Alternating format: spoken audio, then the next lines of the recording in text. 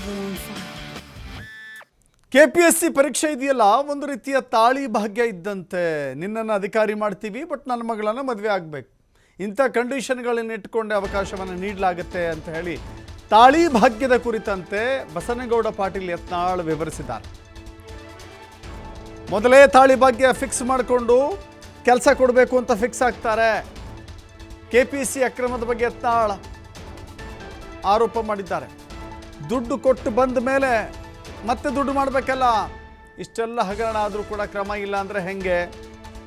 KPSC ಅಕ್ರಮದ ಬಗ್ಗೆ, ತಾಳಿ ಭಾಗ್ಯದ ಬಗ್ಗೆ ಅನೇಕರು ಒಪ್ಕೊಳ್ತಾರೆ ಈ ಮಾತನ್ನು. ತಾಳಿ ಭಾಗ್ಯ ಇವತ್ತು ನೆನೆ ಮೊನ್ನೆದಲ್ಲ, ಎಲ್ಲ ಅವಧಿಯಲ್ಲೂ ಕೂಡ ಇದೆ ಅನ್ನೋದನ್ನು ಸಾರಸಗಟಾಗಿ ಒಪ್ಕೊಳ್ಳುವಂಥ ಸನ್ನಿವೇಶದಲ್ಲಿದ್ದೇವೆ.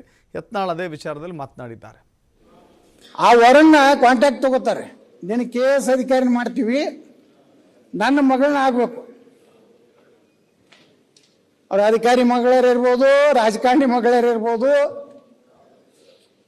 ಅವರು ಇಲ್ಲೆಲ್ಲ ಈಗ ಹೇಳೋದಲ್ಲ ರೇಟ್ ಏನೇನಿದೆ ಅಂತೇಳಿ. ಇದೇನಾದ್ರು ನಾವು ನೋಡಿ ಅಧ್ಯಕ್ಷರೇ, ಇವತ್ತು ನಾವು ಕಾಂಗ್ರೆಸ್ BJP ಅಂತಲ್ಲ, ನಮ್ಮ ಪಕ್ಷದಾಗಿದ್ದಾಗೂ ಆಗೈತೆ. ಇವೇನು ಸ್ವಾಯತ್ತ ನೀವು ಸಂಸ್ಥೆ ಅಂತಿರಲ್ಲ, ಇಲ್ಲಿ ನೇಮಕಾತಿ ಆಗೋದೇ ದುಡ್ಡದ ಮೇಲೆ. ಅದು ಪೊಲ್ಯೂಷನ್ ಬೋರ್ಡ್ ಇರ್ಬೋದು, KPSC ಇರ್ಬೋದು, ಮತ್ತು ಅವ್ರು ಅಷ್ಟು ದುಡ್ಡು ಕೊಟ್ಟು ಬಂದ ಮೇಲೆ ಅವರು ಅಲ್ಲಿ ಹಣ ಸಂಪಾದನೆ ಮಾಡಬೇಕಲ್ಲ. ಈ ರೀತಿ ಉದ್ದೇಶಪೂರ್ವಕವಾಗಿ, ಮತ್ತು ಅವ್ರು ಯಾರ್ದು ಕಂಟ್ರೋಲ್ ಇಲ್ಲ ಅಂತ ಹೇಳ್ತೀರಿ. ಅವ್ರು ನಿಯಂತ್ರಣ ಮಾಡುವಂಥದ್ದನ್ನು ಅಧಿಕಾರಿ ಇಟ್ಕೋಬೇಕಲ್ಲ ಸರ್ಕಾರ. ಈಗ ನಾವು ಸುಪ್ರೀಂ ಕೋರ್ಟ್ ಬಗ್ಗೆ ಕಾವೇರಿ ವಿಚಾರದಲ್ಲಿ ನಾನೇ ವಿಧಾನ ಪರಿಷತ್ನಲ್ಲಿ ಮಾತಾಡಿದೆ. ಸುಪ್ರೀಂ ಕೋರ್ಟು ಏನು ಬೇಕಾದ್ರೂ ತೀರ್ಪು ಕೊಟ್ಟರೆ ಕನ್ನಡ ನೀರು ಬಿಡು ಅಂತ ಹೇಳ್ಬಿಟ್ರೆ, ಅದನ್ನಂಥವು ಚರ್ಚೆ ನಾವು ಮಾಡಿದಾಗ KPSC ಬಗ್ಗೆ ಇದೊಂದು ಯಾವುದೇ ಪಕ್ಷದ ಯಾವುದೇ ಸರ್ಕಾರದ ಅಧೀನದಲ್ಲಿ ಇಲ್ಲ ಅಂದಮೇಲೆ ಅದರ ನಿಯಂತ್ರಣ ಮಾಡುವ ಅಧಿಕಾರ ನಮ್ಮ ಈ ಒಂದು ಸದನಕ್ಕಿದೆ.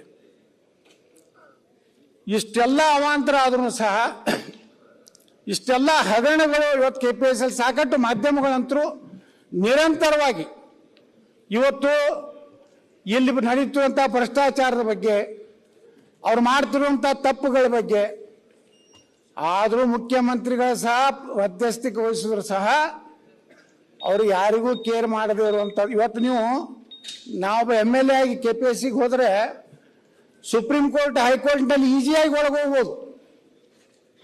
ಅಲ್ಲಿ ಈಸಿಯಾಗಿ ಬಿಡುವುದಿಲ್ಲ ಅಧ್ಯಕ್ಷರು. MLAಗಳಿಗೆ ಅವ್ರ ಚೇರ್ಮನ್ರು ಮೀಟಿಂಗ್ ಮಾಡ್ತಾ ಇದ್ದಾರೆ. MLA ಹೋದ್ರೂ ಬರೋದಿಲ್ಲ. ಆ ವ್ಯವಸ್ಥೆನೇ ಬೇರೆ ಇದೆ.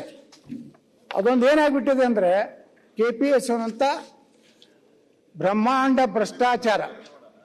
ಇವತ್ತು ಇದು ತಡೆ ಹಿಡಿಬೇಕು. ಪ್ರಾಮಾಣಿಕ ಯಾವ ರೀತಿ ಇವತ್ತು ನಾವು ಶಿಕ್ಷಕರನ್ನು, ನಾವು ಗೋವಿಂದಗೌಡರಿದ್ದಾಗ, ಈ ರಾಜ್ಯದ ಶಿಕ್ಷಣ ಮಂತ್ರಿಗಳಿದ್ದಾಗ, ಇವತ್ತು ಗೋವಿಂದಗೌಡರನ್ನ ಎಲ್ಲ ಶಿಕ್ಷಕರು ನೆನಪು ಮಾಡ್ಕೋತಾರೆ. ಯಾಕಂದ್ರೆ ಇಡೀ ಶಿಕ್ಷಕರ ನೇಮಕಾತಿಯನ್ನೇ ಪಾರದರ್ಶಕವಾಗಿ ಮಾಡೋದು. ಇವತ್ತು PSI ಹಗರಣ ಏನಾಯ್ತು? ಮುಚ್ಚಿ ಹಾಕಿಬಿಟ್ರಲ್ಲ. ಯಾವನೊಬ್ಬ ಏನು ADGP ಅವನು ಒಯ್ದು ಹಾಕಿದ್ರಿ, ಬಿಟ್ರಿ ಬೇಲ್ ಮ್ಯಾಗ. ಯಾರ್ಯಾರು ಅದರ ಆರೋಪ ಅಂತ ಹೇಳಿದ್ರಿ ಎಲ್ಲಾನು ಬಿಟ್ಬಿಟ್ರಿ. ಅಂದ್ರೆ ಎಲ್ಲಿ ಅದೇ ಕೋರ್ಟಿಗೆ ನೀವು ಸರಿಯಾಗಿ ಸಮರ್ಪಕವಾಗಿ ನೀವು ದಾಖಲೆ ಕೊಡುವುದಿಲ್ಲ. ವ್ಯವಸ್ಥಿತವಾಗಿ ಅಲ್ಲಿ ನಮ್ಮ ಸರ್ಕಾರದ ಪರವಾಗಿ ವಾದ ಮಾಡೋರು ಸಹಿತ ಸರಿಯಾಗಿ ಮಾಡದೇ ಇರೋದ್ರಿಂದ ಅವರ ಈಗ ಮತ್ತೆ ರಾಜಾರೋಷವಾಗಿ ಅಡ್ಡಾಡ್ತಾ ಇದ್ದಾರೆ. ಮತ್ತು ಅವ್ರು ನಮ್ಮ ಮಗಳು ಬಂದು ಫೋಟೋ ತಕ್ಕೋತಾ ಇದ್ದಾರೆ. ಈ ರೀತಿ ಅಧ್ಯಕ್ಷರೇ ಏನು ಮಾಡಿದ್ರು ಸಹ ಇವತ್ತು ನಾವೇನಿವತ್ತು KPSCಯ ಪರಿಸ್ಥಿತಿಯನ್ನು ನೋಡ್ತಾ ಇದ್ದೀವಿ. ಇದು ಯಾರಾದರೂ ಕೇಳಬೇಕಲ್ಲ. ನಮ್ಮ ಸರ್ಕಾರ ಬಡವರ ಪರವಾಗಿ, ನಮ್ಮ ಸರ್ಕಾರ ದೀನದಲಿತರ ಪರವಾಗಿ ಎಲ್ಲರೂ ಘೋಷಣೆ ಕೊಡ್ತೀವಿ. ಆದರೆ ಅಲ್ಲಿ ನಡೀತಿರುವಂಥ ಅವಾಂತರಗಳ ಬಗ್ಗೆ ಸದನದಲ್ಲಿ ನನಗನ್ನಿಸ್ತದೆ ಅಶೋಕ್ ಅವರು ಮೊದಲೇ ಸಲ KPSC ಬಗ್ಗೆ ಚರ್ಚೆ ಆಗ್ತಿರ್ಬೇಕು. ಸಿದ್ದರಾಮಯ್ಯನವ್ರು ಮಾಡ್ಯಾರಲ್ಲ ತಾಳಿ ಭಾಗ್ಯ ಅಂತ ಹೇಳಿ,